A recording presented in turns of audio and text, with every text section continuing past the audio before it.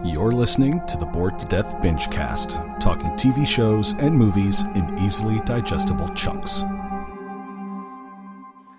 Hello again, ladies and gentlemen, and other assorted gender assignations. Welcome back to the Bored to Death Bingecast. I am Jay, being joined by Sam, Zeke, and we are back to continue our weekly binge of The Falcon and the Winter Soldier. Last week, we got to know Captain Chinstrap, a.k.a. Captain Carl, a.k.a. hashtag not my cap, a.k.a. John Walker, the new Captain America. oh, Zeke's everything. Ah, the face! The face! But, you know, they took pains to try to present him, at least for the majority of the episode, like a guy who is aware that people don't necessarily want him to take the job, but, you know, he was told, hey, congratulations, you're Captain America now, and he's a good soldier, so he does as he's ordered. I kind of wonder how that worked out. Did they just draw a bunch of names from a hat? Possibly. I think they... with what he said about his background, about all the war stories and heroism acts, and Yeah, they were looking for certain people that fit that kind of profile. Yeah, but Good soldiers that... He stopped a grenade with his helmet to keep his platoon from dying. It was a reinforced helmet. Oh, yeah. Yeah, but you gotta figure there's more than one person like that in the whole, you know... And And I'm sure there probably was, but they probably, you know, we don't know exactly what qualities they were looking for. They want someone that'll survive it.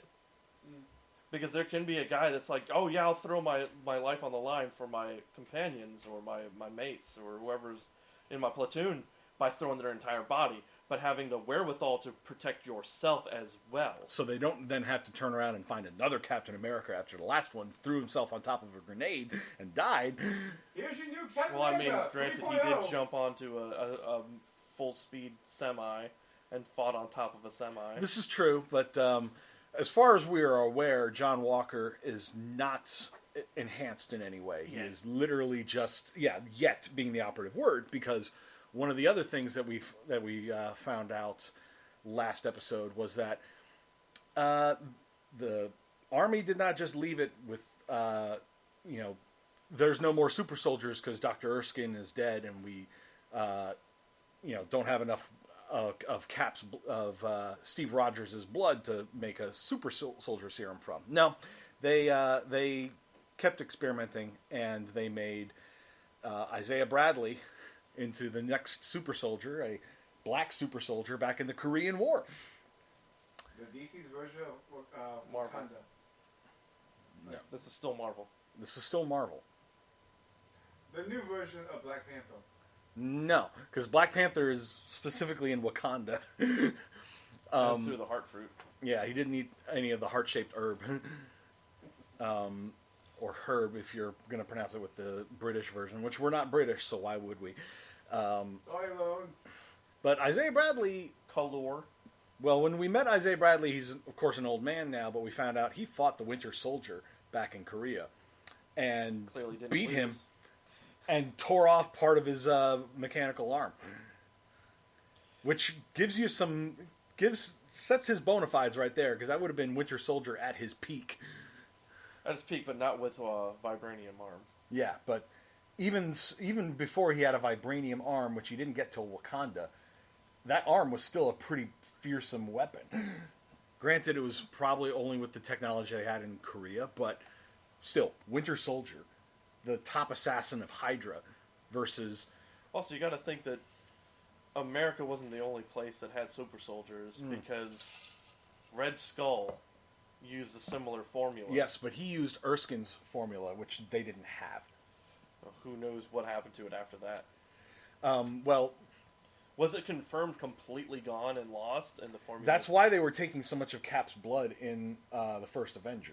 You know, after Erskine died, they basically said they were going to ship Captain America off to ship Steve Rogers off to a lab so they could try to figure out what made him him, because Erskine's formula was not available, was lost, because the assassin destroyed the lab in the process of because he blew it up.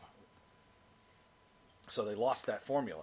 But then again, remember, after World War II, HYDRA infiltrated S.H.I.E.L.D., so they maybe got their hands on some samples of Cap's blood, sent it off to other labs across the world, including to the Red Room, where they made the Winter Soldier. But in addition to all that, the Flag Smashers have all been enhanced. They've all taken some version of the Super Soldier Serum, but they got it from the Power Broker, who, as I mentioned last week, is a character in the comics that has basically had access to technology and stuff to enhance or give people superpowers. And I read online, guess who in the comics actually got a version of the Super Soldier Serum from the Power Broker? Who? John Walker. Huh. So we might see something come about from that, but Well, he's probably going to want to be able to better last as Captain America. yeah. I don't think it's going to be last. I think he's just going to get to a point where he's been belittled so much. Because there's going to be people... Or... Like, the moment you make a god bleed, people think you can kill him now. Yeah, that was back in Iron Man 2. It's like, if you could make God bleed, people will stop believing in him. Same thing's going to happen here. That Icon, he's going to bleed, and they're going to come after him harder. Especially if it gets out that the new Captain America went up against his first mission as Captain America, went up against a bunch of other super soldiers and got his ass kicked. Yeah. And he might get his hands on some of the Power Broker's stuff. We don't know yet. Confiscate it somehow. Confiscate it or whatever. The Flag Smashers generally seem like, yes, they are a bit extreme, but they genuinely think that the whole one world, one people creed that they have, to get rid of all national borders, and do away with nationalism. They're also talking about do away with nationalism power and stuff talks. like that. Mm-hmm. So if you have power, therefore you're in power. Which we don't know all of the details about what happened during the blip.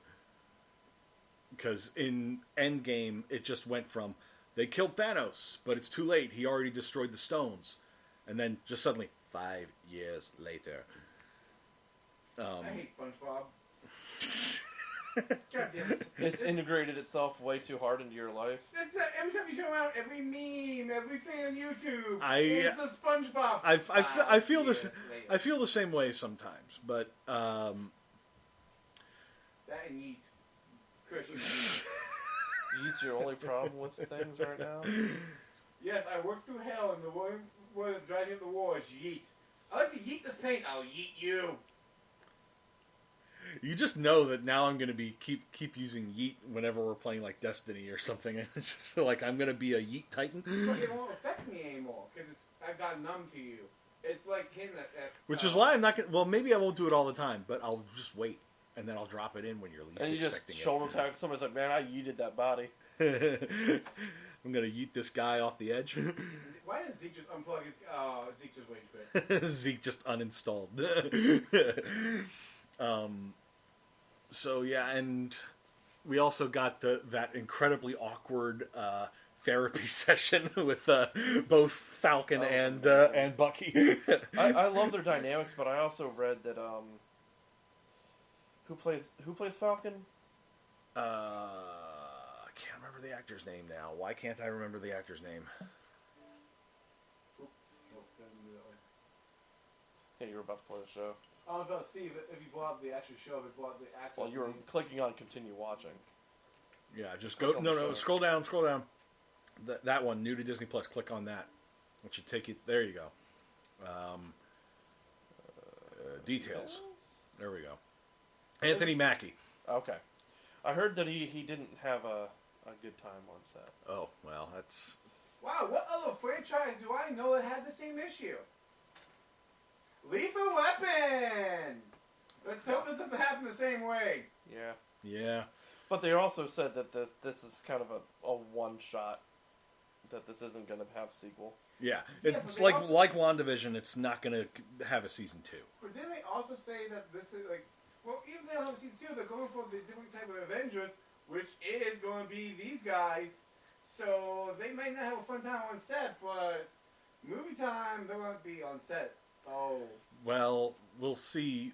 We don't know I don't know the details of what I specifically just skimmed caused it. headlines. I didn't read through it. I didn't have Yeah, time we right don't now. know the specifics of why he didn't have a good time on set. It could be maybe he just didn't get along with the directors. Maybe he didn't. Maybe he was having issues with his co-stars. We don't know. But at the end of the episode, after they John Walker again tried to recruit them into helping him with his mission, and they were like, "Here's the thing: you're part of the military, so you have to follow regulations. We're not, so we can do things that you can't. It'd probably be best if we took care of this investigation separately." And John Walker just immediately went hostile. Was like, "Okay, then stay out of my way." And because they had no other leads, because Isaiah Bradley didn't really want to talk to them at all. That's when Bucky was like, "I know somebody that we could talk to," and cue Zemo. Last seen in Civil War when he triggered the whole Avengers Civil War thing. So yeah, that's gonna be. It's going to make things interesting. Zeke is getting distracted by the binge cat behind us. The binge cat. Every time you mention like exclamating words, like when you're emphasizing your words, I see the head pop up like, what was that? Oh, I'm interested now. At any rate, so they're about to go talk to Zemo, and the problem because Zemo knows all of Hydra's secrets because he tortured that guy, and he still knows some of Bucky's trigger phrases. Yeah, I'm calling it now. He's gonna say a trigger phrase. It's gonna make him go evil. I don't know necessarily about evil so much as just make him suddenly turn aggressive. I'm gonna go evil still for a couple hours until they can do the whole like cranial reset thing. Knock him out. Yeah, knock him out. And then he wakes up and he's just like, "What did I do?" It's gonna be a fight between Falcon and the Winter Soldier, and I'm calling it now. You're calling that we're gonna get a fight between the two of them. I think this is about the time to do it in this series, because if it's a 6-episode series, because I've read online that it is a 6-episode series. In fact, it even says it right here, 6-episode series on the details page of Disney Plus. So this is like the halfway point. This is a good point to put that conflict between the two, have them duke it out, get it out of their system. So they already are tense with each other. Yeah, so they can get it out of their system, and in the later episodes have them versus the Flag Smashers, have them versus a super soldiered up John Walker, and whatever else they're going to throw in there. I don't think we've seen Sharon Carter yet. Have we?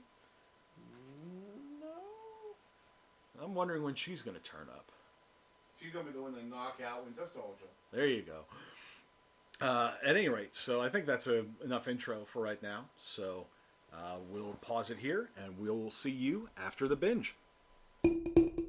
While the binge is happening, thanks for listening to our podcast. Please give us a like and subscribe and spread the word. You can reach us on social media on Facebook or Twitter at BTD_Bingecast. The Bored to Death Clan is part of the CKCC radio podcast family, including J Bunny's Music Hub, the Race Nerd Podcast, Real Paranormal Talk, Ranking Tracks, Motivational Moves, Girls Who Like, and The Nerd Table. Please consider supporting CKCC Radio on Patreon. And now, the binge is done, so let's get to the discussion. And we're back. So... I like how they added commercials into this one. Yeah. The episode opened with a fake commercial, but unlike the ones from WandaVision, which were sort of nightmare fuel in a sense, this one was for the Global Repatriation Council, which is basically in charge of figuring out where they're going to house all the people that were returned after the blip, and make sure that they have a place to stay, food, and all this other stuff. Because, well, if you think about it, once after the snap happened, half of all life was wiped out. They would have scaled back production on a lot of food. But then when There'd suddenly be a lot less people making it too. Well, yes, but they would scale back the amount because there's not as many mouths to feed. And then suddenly one day, everybody that was snapped gets blipped back. And now they have to get, food production and everything back up to speed. That's going to cause some logistical issues. But the GRC is like the target of a lot of the Flag Smashers' ire, because they've got like months worth of like food and supplies and everything stockpiled that is just sitting there, while there are people that are like starving in like refugee camps and stuff. So you can see where the Flag Smashers are getting pissed off about it, especially when it turns out that somebody she knew, I don't know if they specified who the woman was in relation to her exactly, but there was a woman dying of tuberculosis in one of their camps, and not getting the medicine or whatever that she needed to possibly recuperate. So we got some explanation of her mentality there. You hate when they humanize the bad guy? No. Except for what happened afterwards. What, towards the end of the episode? Yeah. Yep. Makes total sense. We'll get to that in a bit. But there was also, like, in the recap of, previously on Falcon and Winter Soldier, they showed Isaiah Bradley again. And you had something you were going to say there, Zeke? I want to ask a question of you guys first. Okay. How many people do you know who acted in DC and Marvel movies? There's a few. There's a handful, yeah. He's one of them. Okay. He's Martian Manhunter from Justice League. Well, I wouldn't know. The general or colonel or whatever from? No. Justice League Unlimited. The cartoon Oh, okay. that we all watched. Oh. He's also Martian Manhunter's dad in Supergirl. And when I'm sitting there, I'm looking at that, and I hear that voice, that demanding voice, I'm like, why does that voice sound so familiar? And I'm like, oh my god. So then you looked it up, and he looked it up while we were watching, and he had that same reaction. It's like, oh my god, and Sam was immediately like, hold that thought. Exactly, that I was like, save it. Yep. A small part, but a good part. Kind of made me go, wow. Yep. But yeah, so Bucky went to go visit Zemo in prison in Germany. And yeah, you were quite amused by the whole the way they orchestrated things there, but like Zemo was just being very sort of coy. Like as soon as Bucky walked in, and because he said he wanted to meet him alone, he immediately tried the trigger. Yeah, and nothing happened because I wanted to see what the man who you became acted in those words. Yep, and because Bucky got deprogrammed while he was in Wakanda, so. But when Bucky mentions to Zemo that they need their help because somebody else has made super soldier serum, Zemo immediately took an interest because super soldiers was like against everything that he stands for. And he sort of explained more of his mentality on it later, because that, like, superpowered individuals get put on pedestals, they start wielding too much power, not just like superpowers, but like influence and everything, and he didn't really like that. Well, it's a nice parallel to what we have with YouTubers and TikTok stars. People that just do videos, we put them up on such a giant pedestal, but they're still people. Yep. They're fallible. And that was sort of his point. Same with celebrities. Yeah, that too. But, and so then when he mentions this, and just, then we just cut to Bucky and Falcon in like a garage somewhere, and then it's just like, let me talk hypothetically. and Falcon was like immediately like, why am I not going to like this? And basically, why would there be a fight with two people at the same time? Coincidence? Yeah, he literally with Zemo's help dropped like a little message in front of some prisoner in the common area that was playing chess with another one. The little message just basically said, "He will try to kill you tonight. Kill him first." I had like Varrics and Destiny moments. It's like, he will try to kill you. Kill him back. And so that triggered a fight, which It's like it was all based. The whole thing was based on what the response from the guards would be for each step along the way. It would the fight would trigger a bunch of guards having to go try to break that up, and when the fight started spreading out bigger, then they would have to call in more.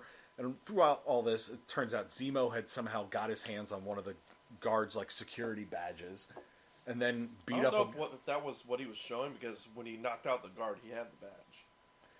Well, there was that thing that he pulled out of his book. A bookmark.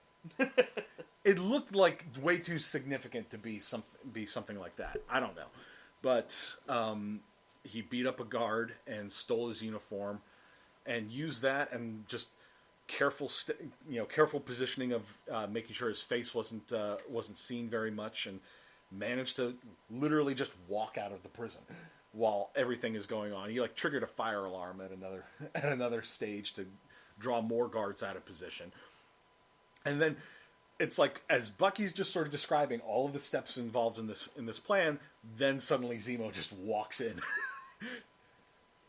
and Falcon's like, "Where are we?" And then the lights get turned on. They're in this big garage with a whole bunch of vintage cars in it, and they're like, I think it was Falcon was like, "Did you steal all these?" He's like, "No, these are mine. I'm rich. I'm a baron."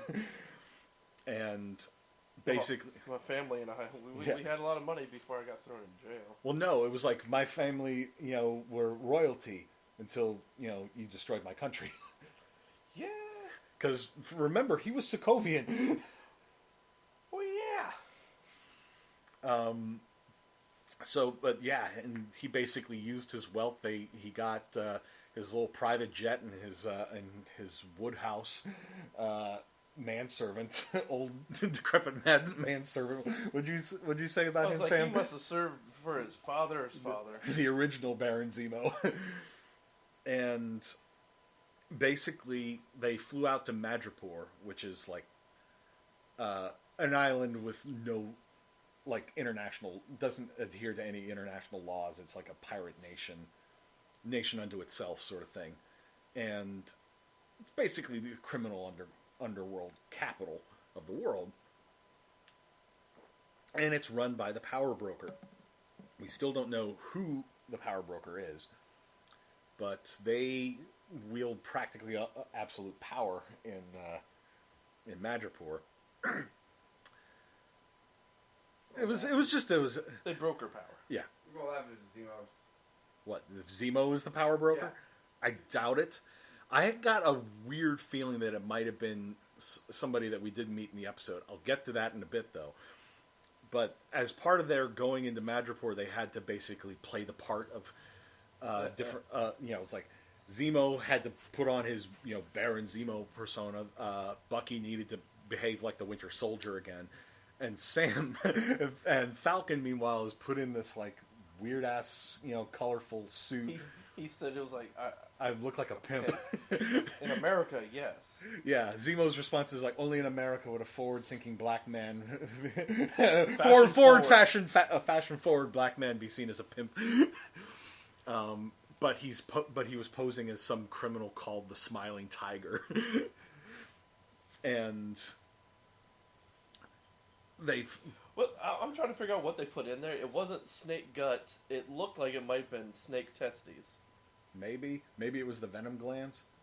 I don't know. But they walk into this. I wouldn't imagine the venom glands being about midway That's or fair. lower down on the That's snake. fair. Regardless, it was they walk into a bar and people are already eyeballing the Winter Soldier and Zemo. They think that Falcon is the Smiling Tiger guy, and the bartender sort of giving them the hairy eyeball, and he turns to Falcon. He's like, "Smiling Tiger, the usual?" And he just sort of nods. Well, he first said, "I didn't expect to see you so soon." And he just sort of shrugs a little bit, and then he's just like, "The usual." That's when he pulls out a snake, cuts it open, takes out looked like snake testes, and put it in a glass with some alcohol as Falcon's trying to drink it without gagging. Oh, my favorite. Yeah. And then when they were there specifically to meet with a contact of Zemo's called Selby, who is mid-level in the criminal underworld, but has ties to the power broker. Selby doesn't want to see them at first, and then a fight happens. The Winter Soldier starts beating the shit out of people. And when they finally go meet with Selby, she's very much like, basically gives them the breadcrumbs, like gives them some information to go off of, but it's like she won't give them any more than like a name, because the line she used was, the breadcrumbs are free, but the bakery's going to cost you, something like that. And then there was definitely snake testes.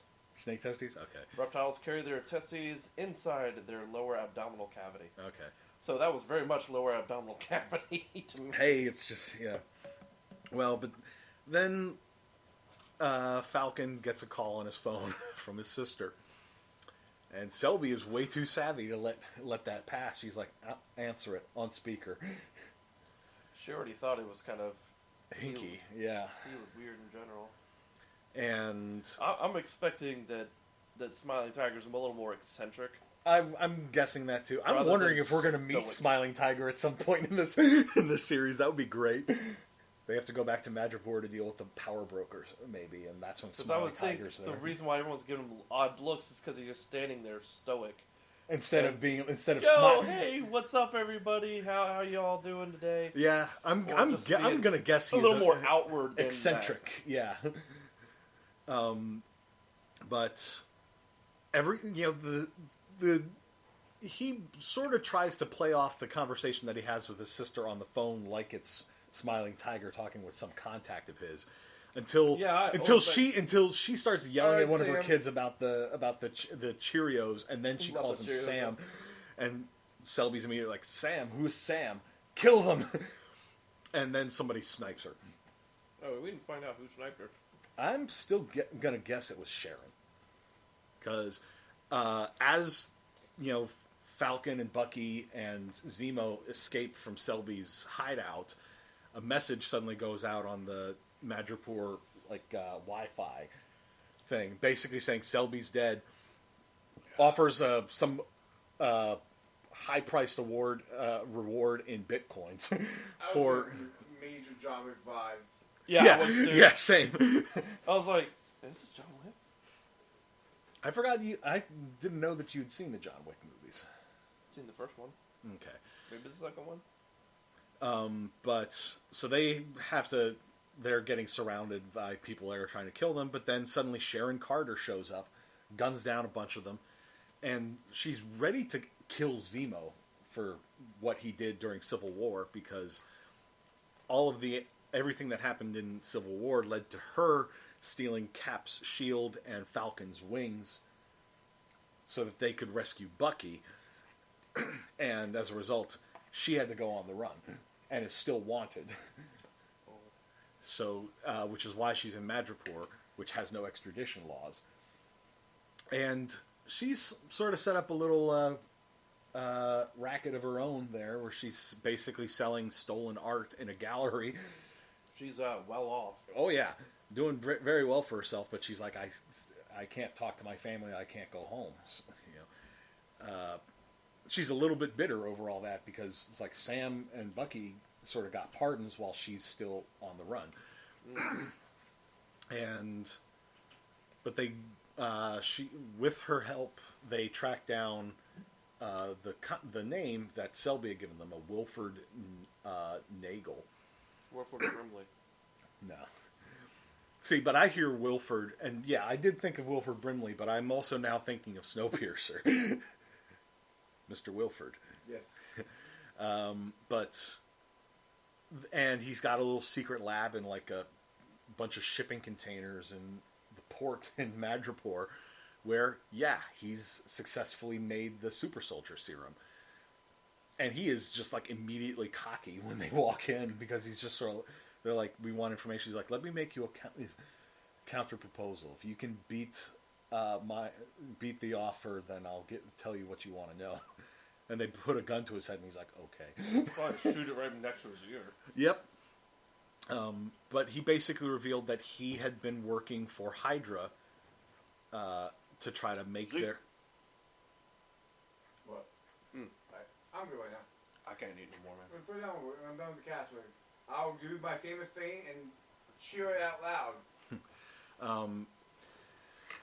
Yeah, but so Nagel had been working for HYDRA, trying to recreate the super soldier serum, and then when HYDRA went belly up, he was brought in by the CIA, where he got access to blood samples from an American test subject, Isaiah Bradley, and was able to figure out what compounds they needed, and he was able to make the super soldier serum, or was in the process of making it when he got snapped.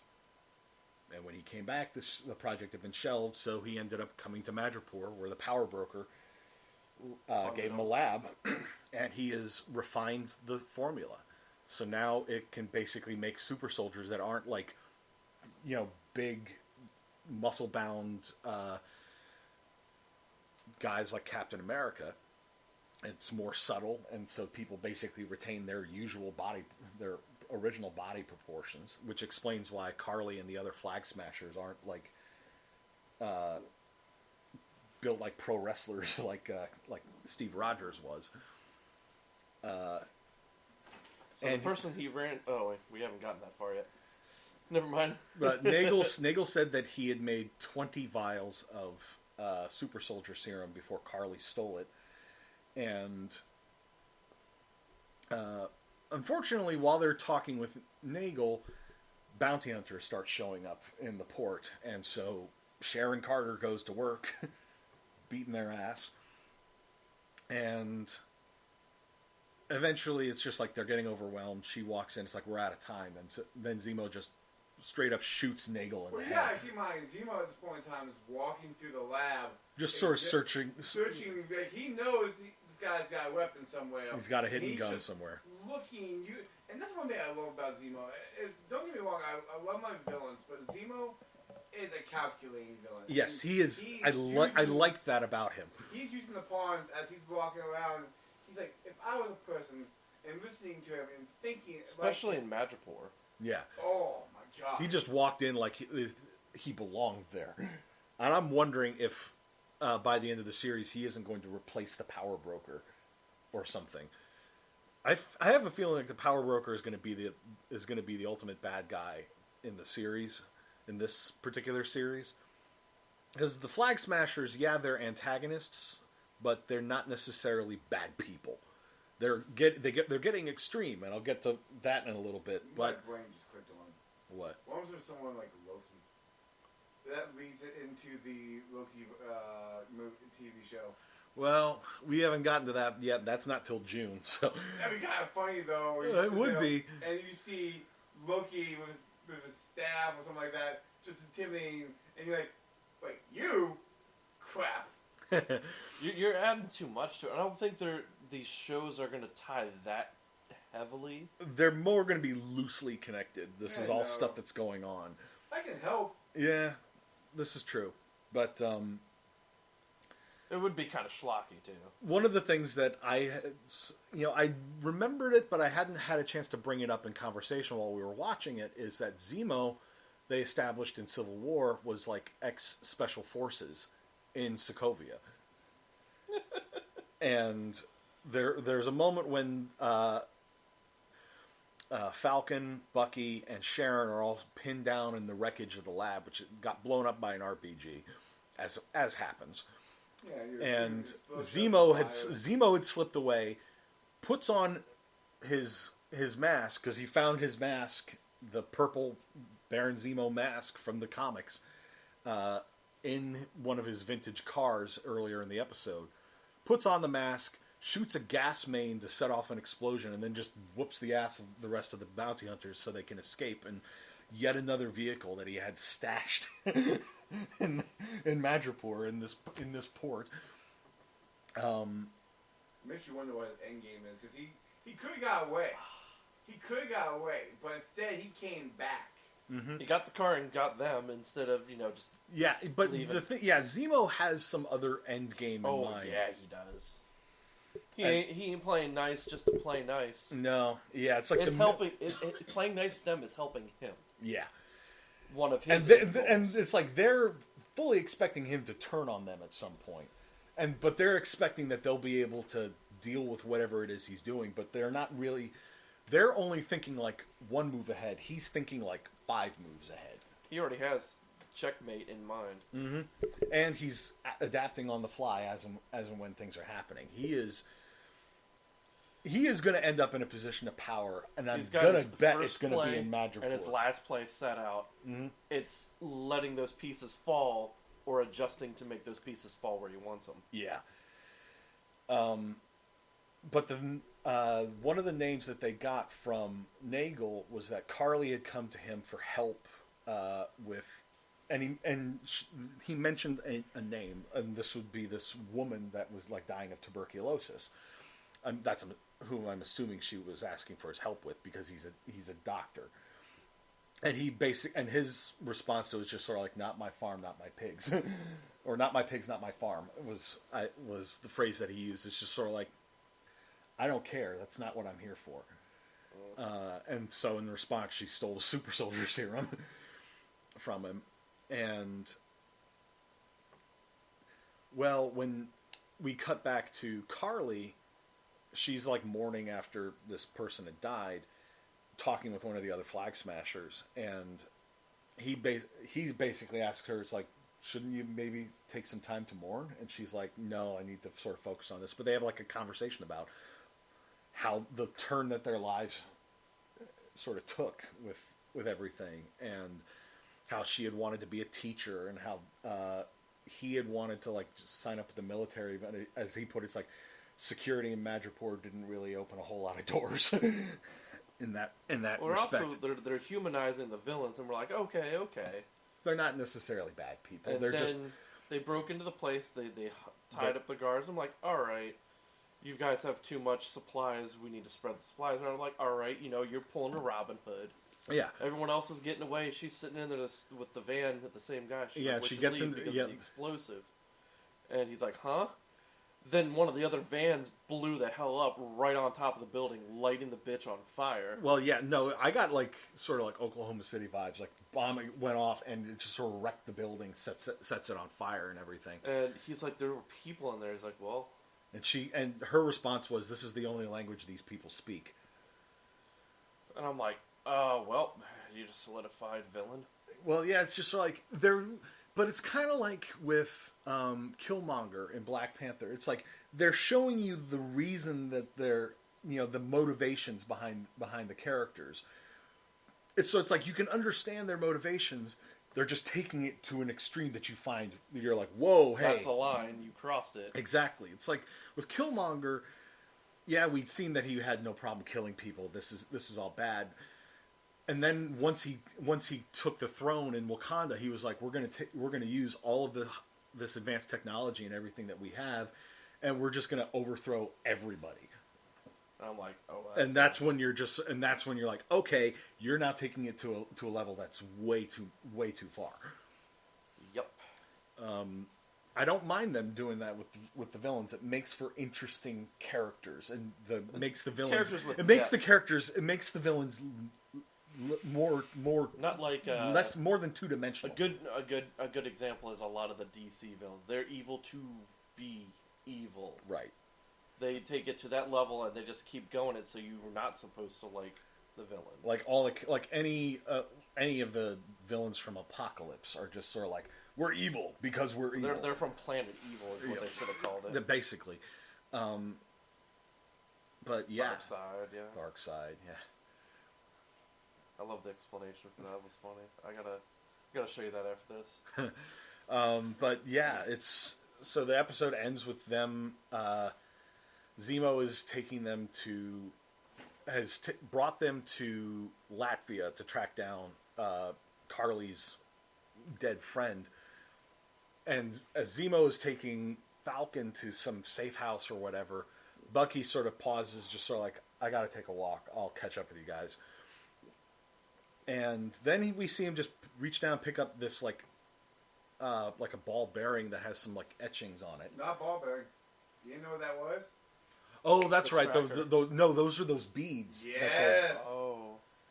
I just remembered. I was like, oh, those are holy bees. Oh no. Well, yeah, and so he finds one of these, and then he just sort of follows, picks up another one, and then he finds a third one, and he's just sort of like, he calls out for somebody, and he just sort of turns around, and then when he turns back, there's Io, and I looked her up. Yeah, that's why I was sitting here waiting for you to get that far. Yeah, that was indeed her. Yep. The other second in command of the Dora Milaje, I think is what they were called. Yeah, the Dora Milaje. She was the one we saw in Civil War. I think she said to Black Widow, it's just when Black Widow is sort of standing in her way, she just goes, "Move, or you will be moved." and T'Challa's standing there, looks from one to the other with a smile on his face, like, "Oh, I'd like to see this."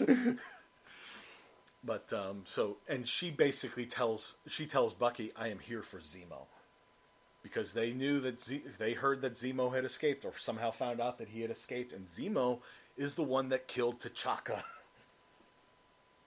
Yeah, we're angry about that. Well, remember. T'Challa had and went into that casino, that like underground casino and everything in Black Panther to track down Claw, because Claw had killed people in Wakanda and stolen that vibranium, which ended up getting dropped on Sokovia. But they went there specifically to try to capture him. It's like the Wakandans are not shy of sending their operatives out into the wider world to track down people that have wronged them. That's for sure. So yeah, that sort of brings a new level of conflict into all this. With Sharon is still in Madripoor. We've got an assassination triangle going on. Oh yeah, it's like, or it's more just like, we have this guy, everybody wants him dead. Yep. But people in Madripoor weren't happy to see him.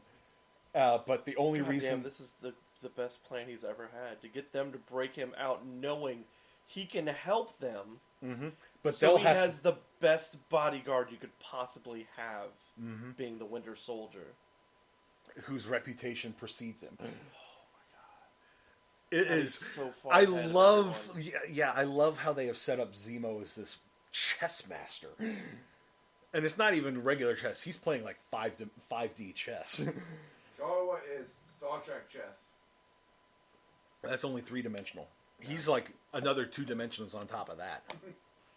That's way too many boards. Oh yeah. But he's pulling it off. He's pulling it off. Yeah, no, we're not playing Monopoly. That's how long the games would take. We're playing like Parcheesi while he's playing 5-dimensional chess. But yeah, it's still a good series. I'm liking the intrigue and everything that they're building it with all this. I haven't been bored yet. No. So. Yeah, I could. It's like with the whole prison escape thing. I could hear you geeking out over here, just grinning. Because I just love how he's explaining it as it's happening, and I'm like, oh, did you just pass him a note to go fight that dude? And then he unscrolls the whole thing. I'm like, yeah, he did. Yep. It was very, very well done. And they're still keeping the tension going between Bucky and Falcon. It's like the two of them still want to be friends, but they're just sort of like, I'm still too angry with you right now. And the little passive aggressive stuff, like when Falcon got into Zemo's car at the end there, he's like, "You're not going to pull your seat forward, are you?" And Bucky's just like, "Nope." Which is a callback to that scene in Civil War when they're both sitting in the car while Cap's getting the stuff from Sharon. They're just sitting there, and I think Bucky was saying to Sam, "Like, move your seat forward." And he's like, "Move your no. seat forward." He's like, "No." And then the two of them are both sort of shipping the two of them. So it's like when she like kissed him on the cheek. Steve looked over at them, and they're both smiling and grinning, grinning at him and just sort of nodding, like, "Yeah, you go." Oh God. It's a very, very good series, and I'm hoping that they can maintain this level of quality, not just through this show, one, but Loki and all the other MCU Disney Plus. I want them to do the show with what was it, Jimmy Woo? Oh yeah, with Jimmy Woo. Yeah, I want that too. I don't care if he has anybody else to play off of. I just want Jimmy Woo show. Call it the Jimmy Woo show. I don't give a shit. Jimmy Woo and the guy from Ant-Man. The dude that tells stories. Lewis, yes. Oh my god, yes. The Lewis and Jimmy Woo show. Or at the very least, have him do a cameo and do one of his little things. You know, they telling should have mini shows for Lewis called. Here's what you As missed. told by Lewis. Yes. So the events. So basically, oh man, I need to catch up on like 46 hours of freaking movies. Oh man, I can't do that. The phase 1 as told by Lewis in 15 minutes. And it's all him narrating it.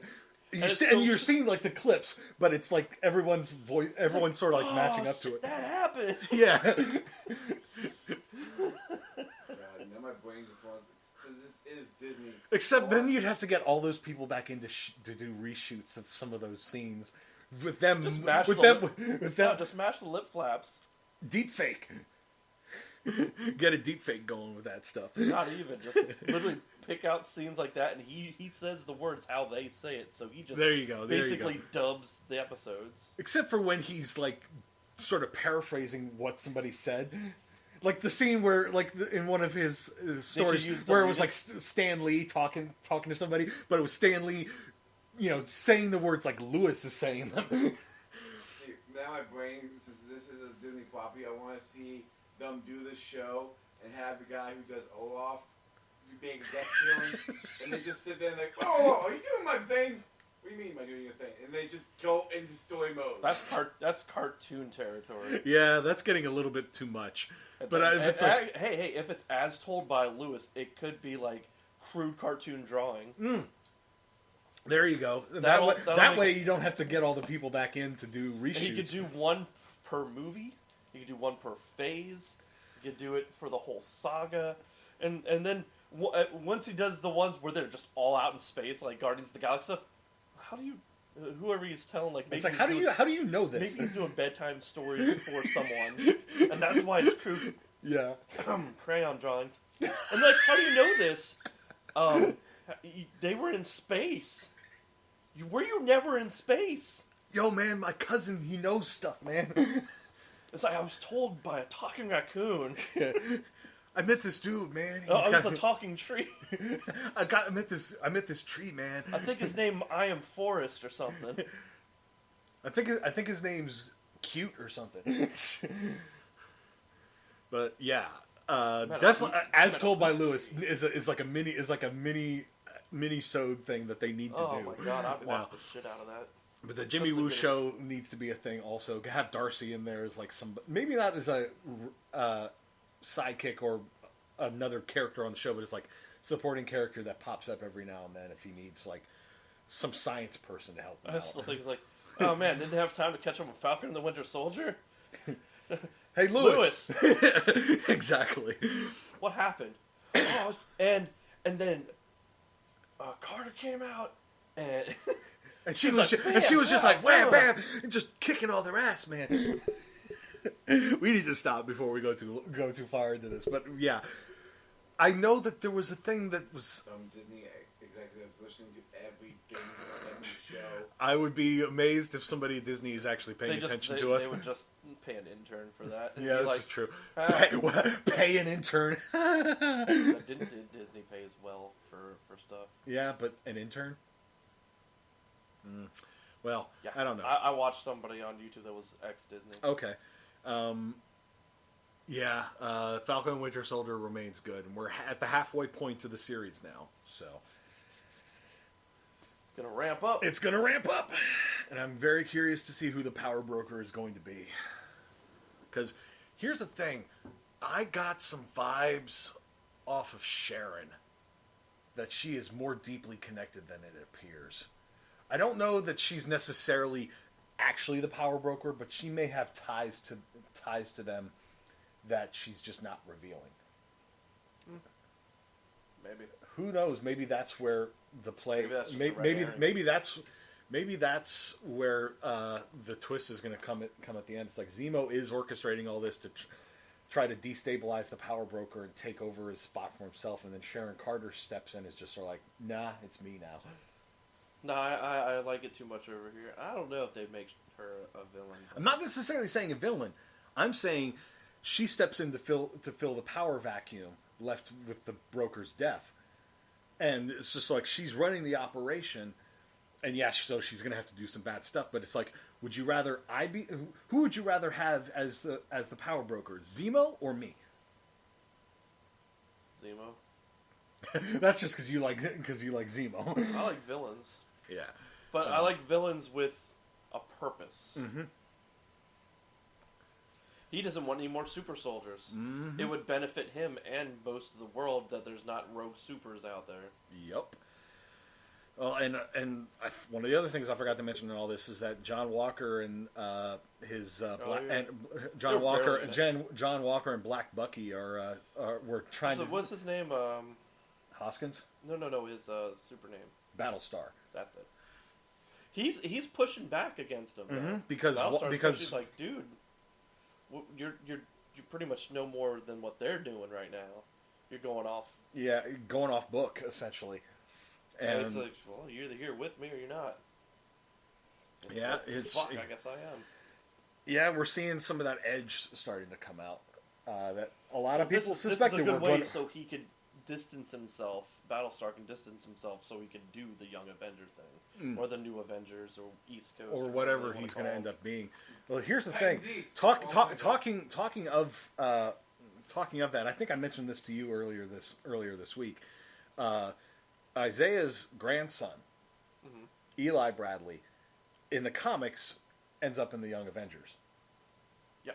So, there we go. There's a lot of people that were in the Young Avengers. Between that and the Wanda twins from WandaVision, if they ever get magic back into reality, they're Young Avengers also. What was it, Speed and Wiccan? Yep. I think Wiccan is the one who ends up in a relationship with Hulkling. Yep. That's another thing that they need to introduce Hulkling. Maybe that'll be maybe in Loki. Kate Bishop, which they're also doing a Hawkeye show, which is supposed to introduce Kate Bishop taking up the mantle of Hawkeye. So there's that also. I'm actually looking forward to that. It's going to be a little more of a family dynamic. Yeah. Maybe Hulkling will get introduced in Loki. That would be a great way to have Loki just be like, oh god, it procreated. There's more of them. Yeah, exactly. I could just see Hiddleton just going, oh, there's more. Just being like, oh no, it procreated. No, I don't think you'd go that far. It's like there's more of them. Yeah, there's more of them would be a good line, and would just be one of those things that's just like, hey, Hulk got frisky while he was on Sakaar, or something. I don't know if Hulkling's actually his son. He's just like... Who knows? It doesn't matter. But yeah, Falcon Winter Soldier remains good. Anything else either of you guys would like to add? Nah. All right. It's nothing from Zeke. Anything from you, Sam? Good. Okay, so that wraps it up for this week. They're unsure of what his race is. He's Korean Skrull, apparently. Huh. Okay. So, that explains some of Hulkling, sort of. I don't know. He's a shapeshifter. But that wraps it up for this week. So, for Zeke and Sam, I am Jay, and we will see you next week. Thanks for listening to the Bored to Death Bingecast. Be sure to check out our library of past podcasts via CKCC Radio or via our YouTube channel, and give us a like and subscribe. We'll see you after our next binge.